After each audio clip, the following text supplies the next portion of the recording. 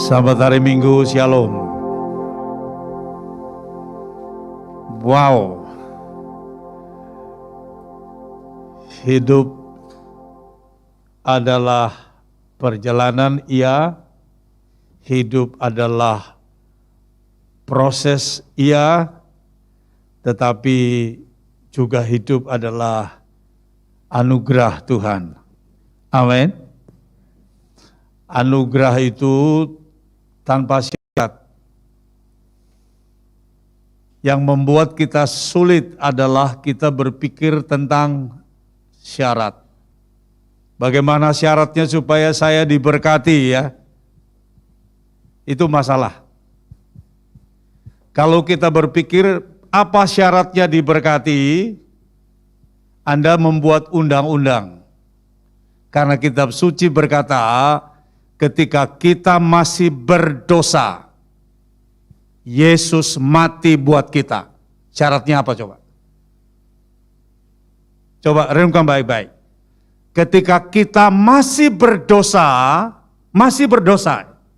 Yesus sudah mati buat kita. Tanpa syarat kan?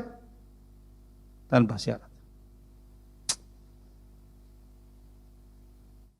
Apakah iman adalah syarat? No. Kalau syarat itu berarti saya yang memperjuangkannya. Iman itu bukan syarat. Iman adalah anugerah. Kitab suci berkata, tidak seorang pun datang kepadaku, kata Yesus, kalau bukan Bapa yang tarik dia. Kita tidak bisa believe in Christ kalau bukan Bapa yang tarik kita, bawa kita kepada Yesus. Terus kita bilang syarat. Apalagi? Kalau tidak hidup suci, tidak diberkati pendeta, Anda bikin syarat kan? Pertanyaannya, yang mensucikan kita siapa? Kan begitu kan? Kalau saya harus hidup suci baru diberkati, berarti suci adalah perjuangan saya. Mestinya kan Yesus darahnya mensucikan saya supaya saya diberkati. Amin. Kalau saya harus hidup suci berjuang sendiri, tidak bisa. Maka dia datang mensucikan saya supaya saya diberkati. Jadi anugerah itu tanpa syarat. Dia bilang, oh memberi itu syarat. Loh, kok memberi syarat? Wong benihnya dari Tuhan kok. Berkat itu kan dari Tuhan, segala sesuatu itu dari Tuhan. Lalu yang dari Tuhan yang kita terima itu, kita bilang syarat. Renungkan baik-baik, anugerah itu tanpa syarat, tanpa batas. Jadi saya melihat ada banyak orang Kristen yang terjebak oleh pemahamannya sendiri. Padahal semuanya Tuhan sediakan. Tanpa syarat apapun. Kita kan domba yang terhilang. Lalu dia datang dan mencari kita. Dan menemukan kita. Dan menyelamatkan kita. Lalu kenapa ada syarat? Karena agama. Nah, mengapa ada syarat? Karena agama. Tema untuk GIA Taman Harapan Baru hari ini adalah memenuhi panggilan surgawi.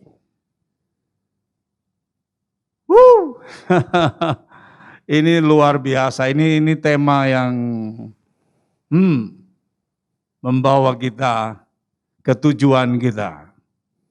Panggilan surgawi. Berarti ada panggilan yang tidak surgawi, yang duniawi.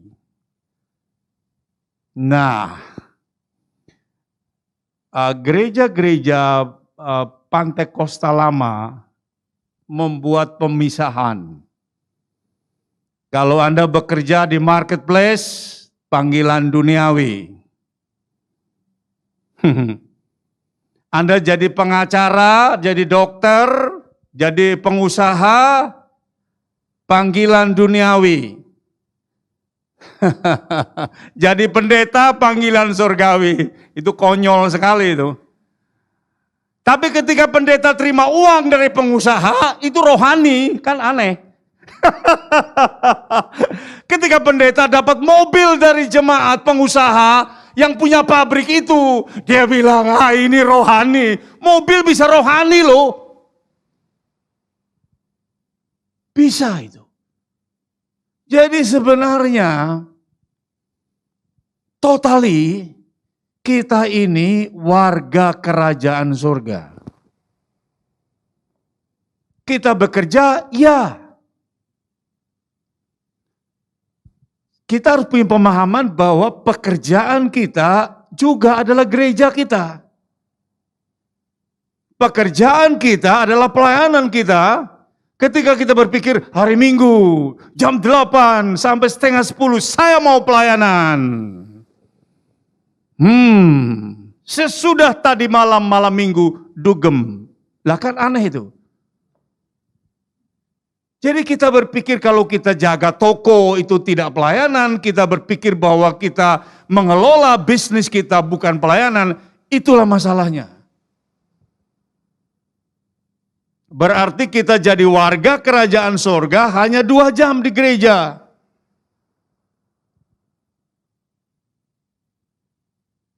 Jadi hanya satu panggilan. Panggilan surgawi. Itu saja. Wow, ini tema yang luar biasa. Ya. Mari kita lihat ayatnya dulu ya. Pasti karena ayat ini berbicara secara jelas tentang tema ini, maka mungkin ayat ini dibaca di bulan Maret ini oleh beberapa pembicara. Mari kita lihat firman Tuhan. Filipi 3 ayat 14.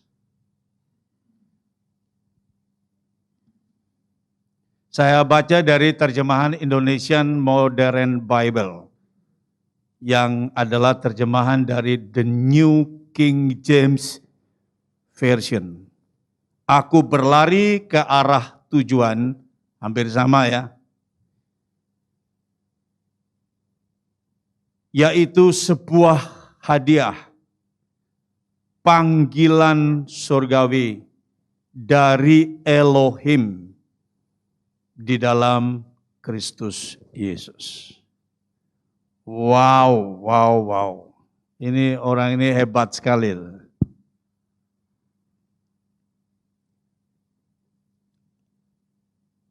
Tuhan Yesus di dalam khotbahnya, di dalam pengajarannya, hampir semua perumpamaan adalah berbicara tentang heaven. Sekali lagi, hampir semua perumpamaan yang dipakai, baik perumpamaan untuk penabur, perumpamaan talenta, maka judulnya adalah tentang kerajaan surga. Jadi artinya Tuhan Yesus membuat heaven is so real. Kan kita tidak pernah ke sorga kan? Kita tidak pernah tahu sorga itu seperti apa. Kalau kita baca kitab Wahyu, kita punya sedikit gambaran tentang heaven itu. Tapi kan kita tidak tahu. Maka Tuhan Yesus datang sebagai Raja sorga. Dia mengajarkan tentang kerajaan sorga yang di bumi. Pesannya adalah kita yang in Christ, Dan itu pun anugerah, bukan syarat ya. Oh, syaratnya harus di dalam Kristus. Lah, bagaimana caranya di dalam Kristus? Ya, saya terima anugerah. Lalu saya in Christ. Maka pada saat itu hidup saya adalah sebagai warga kerajaan surga. Kita melihat Filipi 3 ayat 20. Tetapi kewargaan kita ada di surga. Dari sana kita juga menantikan juru selamat kita, Tuhan Yesus Kristus. Terjemahannya sama. Jadi ini tidak sederhana, ini powerful.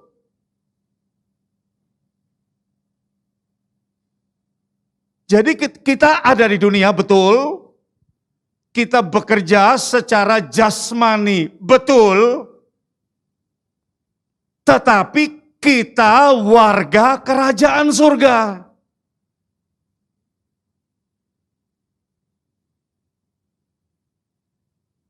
Dan satu kali kita jadi warga kerajaan surga, satu kali untuk selama-lamanya. Taruh itu dalam hatimu, dalam imanmu, dalam rohmu. Jadi ketika kita menghadapi pergumulan di bumi ini, karena kan kita masih ada darah dan daging. Lalu kita masih ada di bumi ini. Kita ada di tengah-tengah orang jahat. Lah, perang Rusia dan Ukraina itu hal yang paling menyakitkan adalah oposisi di parlemen Ukraina membocorkan kepada tentara Rusia di mana tentara Ukraina bersembunyi. Itu mengerikan sekali. Jadi parlemen Rusia yang oposisi dengan presidennya membocorkan kepada tentara musuh Rusia. Di sini loh, tentara kami berada, bom sudah. Mengerikan gak sih? Saya khawatir kalau di Indonesia ada yang begitu ya. Kacau loh saudara. Mengerikan sekali. Memang ada perang ya? Hari ini masih ada perang loh saudara. Era digital masih ada perang nih. Wow. Teman-teman saya yang selalu berkhotbah tentang akhir zaman, semua dikaitkan. Ya, semua dihubungkan. Apalagi di dua negara ini, Yahudinya cukup banyak. Maka ayat dicari, gitu, dihubungkan. Siap-siap. The second coming of Christ coming soon. Segera terjadi. Ya. Yang pasti ya kita stay in Christ. Kita hidup dalam iman. Kita hidup dalam pengudusan Tuhan. Bukan kesucian kita. Hati-hati itu ya. Kalau agama itu memang sekali lagi dia bikin syarat. Tapi anugerah itu adalah tanpa syarat. Jadi ayat ini berkata bahwa kita warga kerajaan surga. Hidup dalam iman setiap hari, pikirkan setiap hari, apapun yang kita kerjakan di bumi ini, kitab suci berkata, kita warga kerajaan surga. Dan pertanyaannya sederhana, siapa yang bisa membatalkan kewargaan kita di surga? Siapa yang bisa membatalkannya? Tidak bisa. Karena yang menjadikan kita warga kerajaan surga adalah Tuhan Yesus. Amin. Satu ayat lagi. Rasul Paulus ini dalam seluruh kitabnya, dia betul berbicara tentang penderitaan, dia berbicara tentang aniaya, tetapi dia juga berbicara tentang surga. Misalnya dia berkata, penderitaan yang kita alami di dunia ini tidak dapat dibandingkan dengan kemuliaan yang akan datang. Nah, itu kan dia berbicara tentang surga. Dia berpijak di bumi, tetapi mindsetnya adalah heaven. Itu luar biasa. Wow, memenuhi panggilan surgawi. Satu ayat, kita lihat ayat ini, ayat yang sangat luar biasa. Pikirkan baik-baik ya. Memang tema ini membuat kita terbang. Ya, terbang. Panggilan surga. Surga itu di atas apa di bawah? Di atas kan? Ini tema yang luar biasa. Ya, Efesus 2 ayat 6. Efesus 2 ayat 6.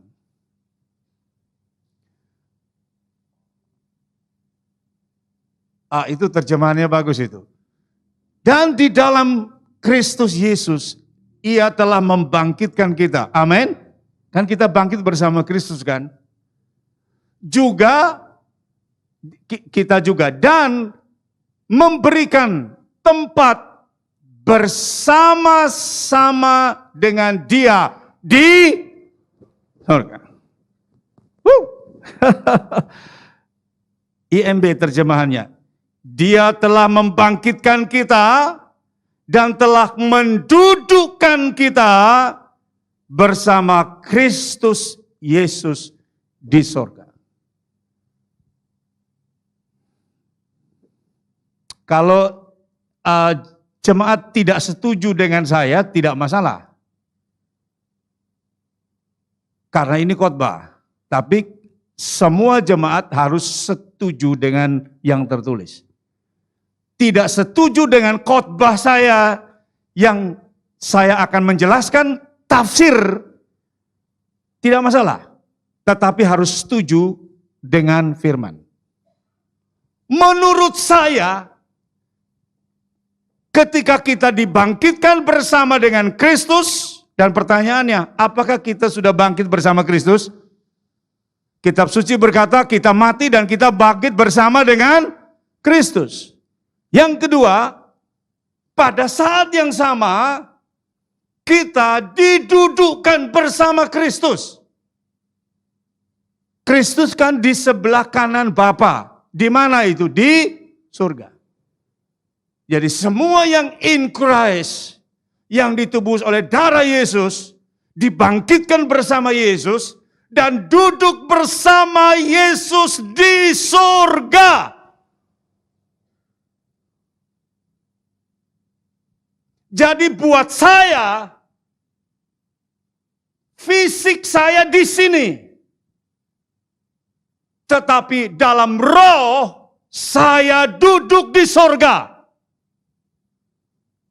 Kalau iman Anda tidak seperti ini, ya kita jangan bicara panggilan surgawi ya toh.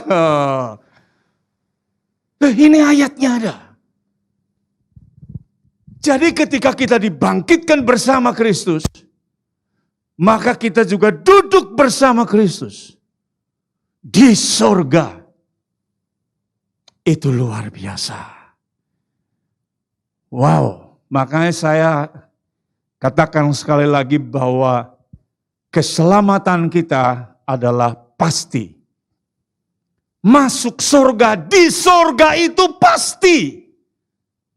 Kita warga surga, sudah duduk di surga bersama dengan Yesus. Terus siapa yang mau mengambil kita dari samping Yesus yang kita duduk bersamanya di surga? Kan tidak bisa itu. Makanya kalau ketemu jemaat yang lemah, lesu, letih, kekurangan sedikit uang, stres, leher gatal, Pak Pendeta, Omikron. Dari mana Omikron? Begitu panas, Omikron. Begitu linu, Omikron. Itu olahraga kecapean itu, linu itu. Ya, saya positif 2 kali sudah. Dan punya pengalaman itu. Dan mestinya saya KKR di YHS Palangkaraya. Tiket sudah di tangan. Sabtu PCR Bu Mami. Keluarnya positif. Positif, puji Tuhan.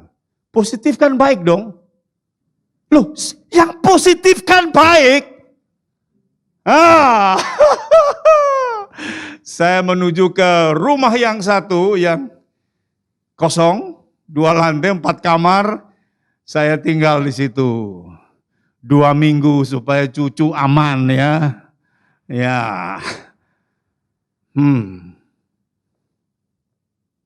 Terus kena lagi. Terakhir, yang ini, yang Omikron. Ringan.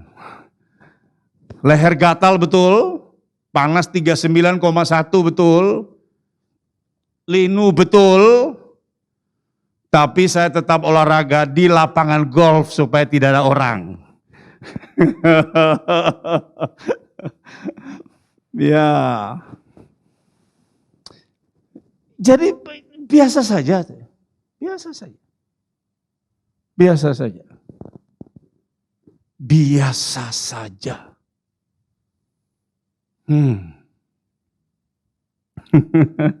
Saya sedang berbicara kepada jemaat yang adalah warga kerajaan surga. Amin. Mental kita itu masalahnya. Saya tidak bicara iman. Saya tidak selalu kalau berdoa buat jemaat, tolong imannya lemah. Tidak. Imannya bagus. Dia tetap di dalam Kristus. Mentalnya itu.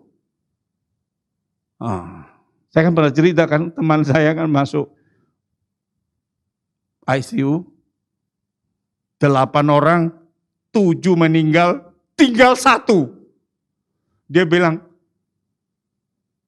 ketika tinggal saya, mental saya sudah habis. Nyanyian saya masih rohani. Saya masih baca firman. Mental saya berkata, nyusul. Masih doa. Teman-temannya masih berdoa buat dia mulai video call. Masih doa. Mentalnya ini ambruk luar biasa. Jadi masalahnya mental saja. Masalah mental. Nih, mentalnya ini. Mental. Mental saja. Ibu-ibu semua protes pernyataan Putri Proklamator, Ibu Megawati Soekarno Putri, Ketua Umum PDIP, yang berkata, ngapain ibu-ibu antri minyak goreng? Kan bisa direbus. Nah, rebus, wah cocok sama saya tuh. Kan bisa dikukus, wah cocok Bu sama saya tuh. Kan bisa dibakar, cocok tuh sama saya juga tuh. Tapi dipelintir, rame nih sekarang. Ya, rame. Sampai berita tentang sang bos menikah sama babysitternya jadi orang lupa. Oh, belum tahu ya? Saya datang memberitahu.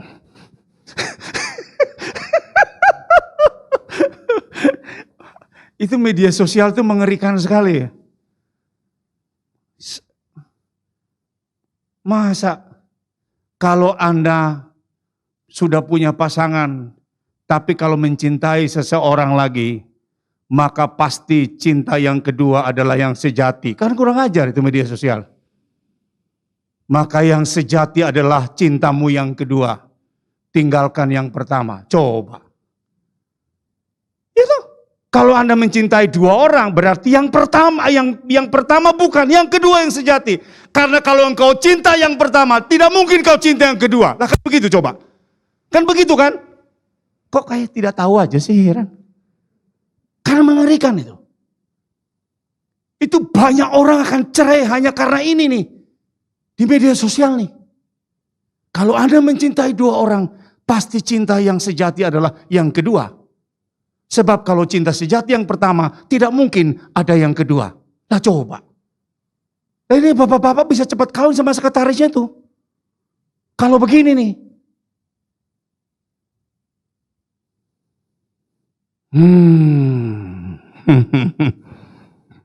Baca firman ya, baca firman. Tiap hari baca firman, tiap hari baca firman. Supaya kita tahu posisi kita. Supaya kita tahu di mana kita berada. Betul kita di bumi, tapi kita warga kerajaan surga, kita duduk bersama Kristus di atas taktanya. Ini lifestyle. Semua sudah tahu. Kolose pasal 3.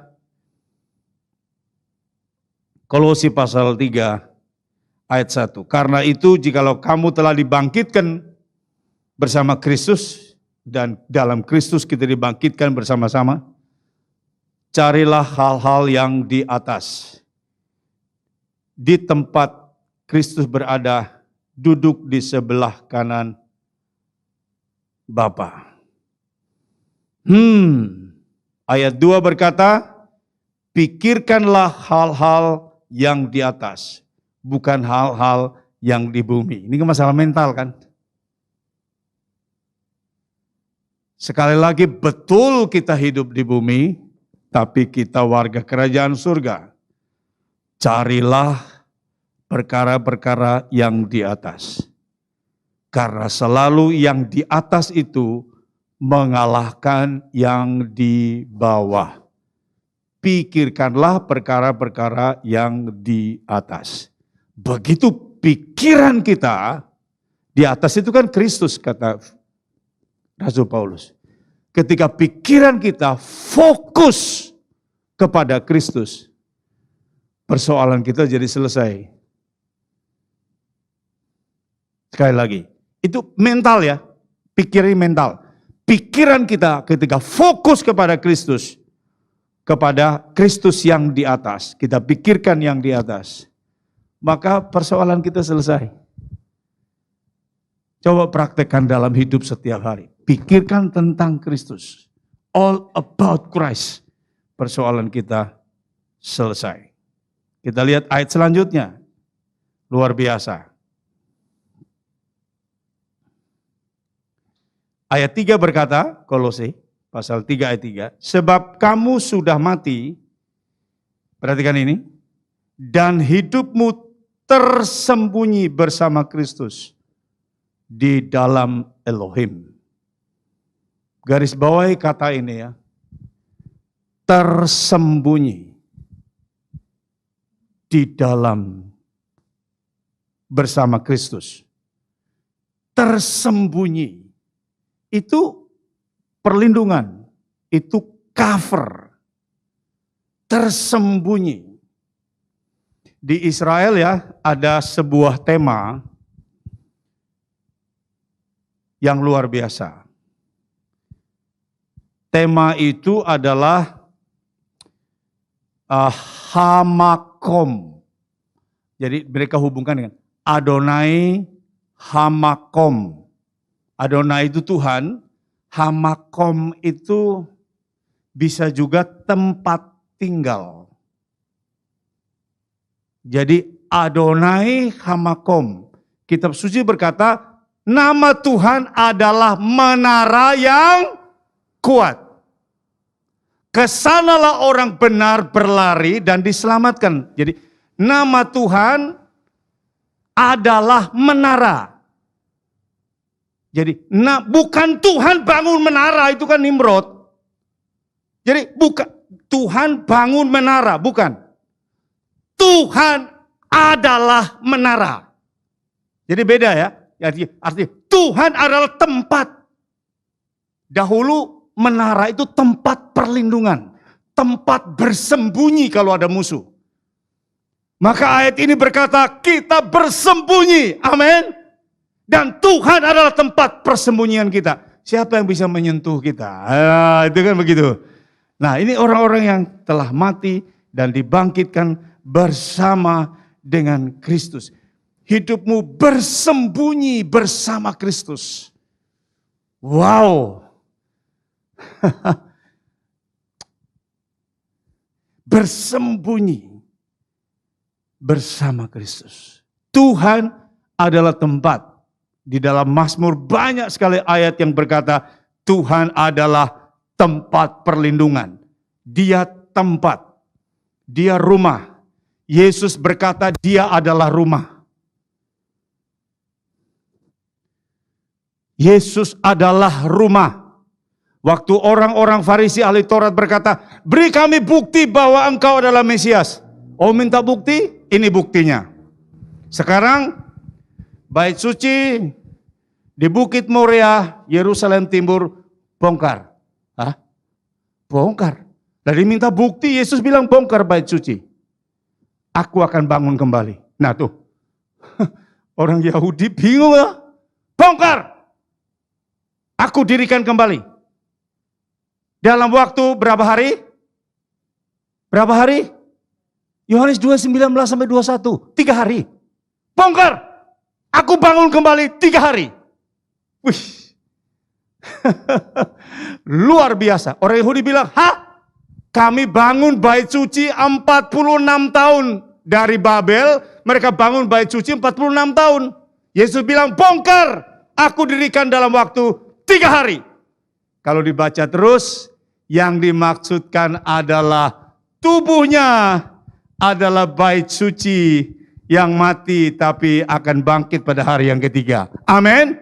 Jadi Yesus berkata, akulah bait itu. Akulah tempat itu. Akulah Hamakom.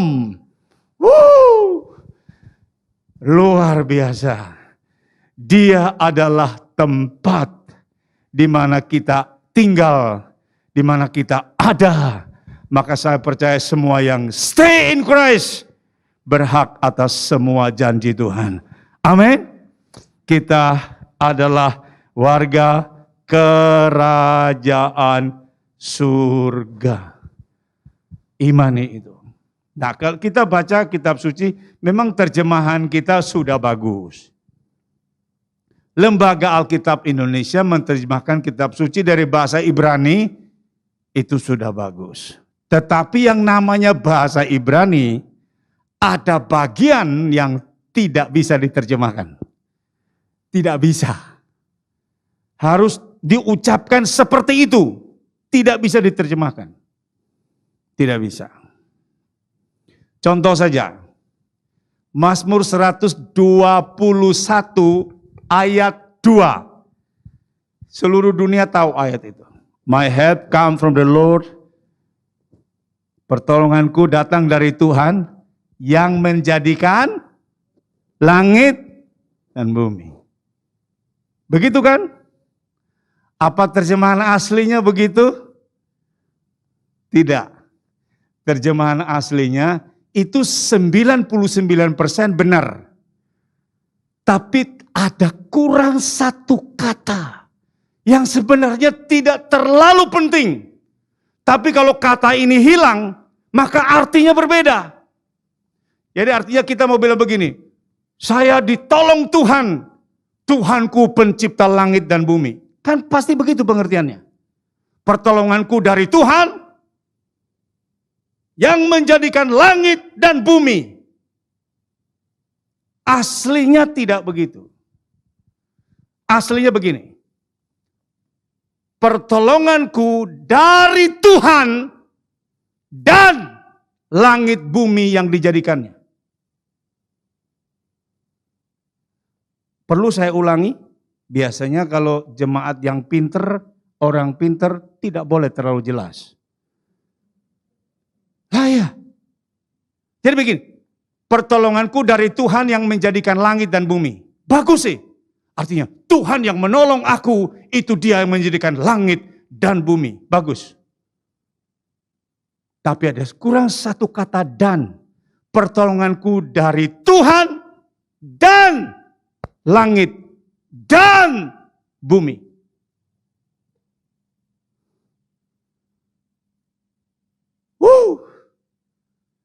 Dan ada satu lagi. Terjemahan Ibraninya bukan langit. My help come from the Lord, the makers of heaven. Jadi pertolonganku dari Tuhan, dari sorga dan dari bumi. Amin. Kalau dari bumi kita ambil saja dah. Tuhan sudah sediakan kok. Emasnya ada, Kita mungkin kekurangan gandum ya, karena kita impor gandum dari Ukraina. Udah kita makan jagung aja. Jagung juga gizinya bagus kok. Kita warga kerajaan sorga, pertolongan kita dari sorga dan dari bumi. Karena Tuhan yang punya langit dan bumi. Amin. Haleluya. Efesus 1 ayat 3 berkata, kita menerima spiritual blessing from heaven, dari sorga, dalam hidup kita. Wah, saya butuhnya yang jasmani, Pastor. Berkat rohani sudah terlalu banyak, bergudang-gudang di rumah. Masalahnya ini duit. Masalahnya anak sekolah, masalahnya duit. Itu kita cara berpikirnya selalu terjebak di situ. Padahal spiritual blessing itu include. Paulus berkata begini, Bapa yang tidak menyayangkan anaknya diberikan kepada kita. Spiritual blessing, amin. Yesus itu divine, ilahi, kita miliki.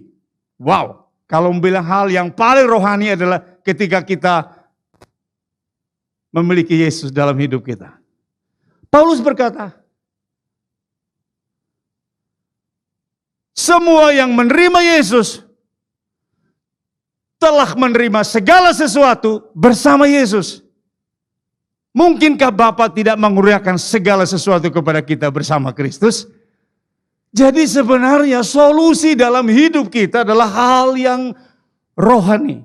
Saya tetap percaya sampai hari ini bahwa seseorang yang diberkati secara spiritual, diberkati dari surga, pasti dalam hidup jasmaninya juga diberkati. Amin. Kan tidak bisa dipisah itu. Roh kan di dalam saya. Masa roh yang di dalam saya membiarkan tubuh saya kekurangan gizi. Itu kan tidak masuk akal itu. Yesus di dalam saya. Yesus yang di dalam saya membiarkan saya yang adalah tubuh ini melarat. Masuk akal itu. Benar nih. Firman yang di dalam saya masa membuat saya gagal dalam hidup ini. Kan tidak ketemu itu. Jadi kalau diberkati secara rohani, jemaah jangan pikir begini, Pak Pendeta rohani melulu. Sebenarnya di dalam blessing rohani itu sudah termasuk semua janji Tuhan dalam hidup kita. Amin. Kita warga kerajaan sorga di bumi, maka kita dijamin oleh kerajaan sorga bagi anak-anak Bapa di sorga yang di bumi. Amin.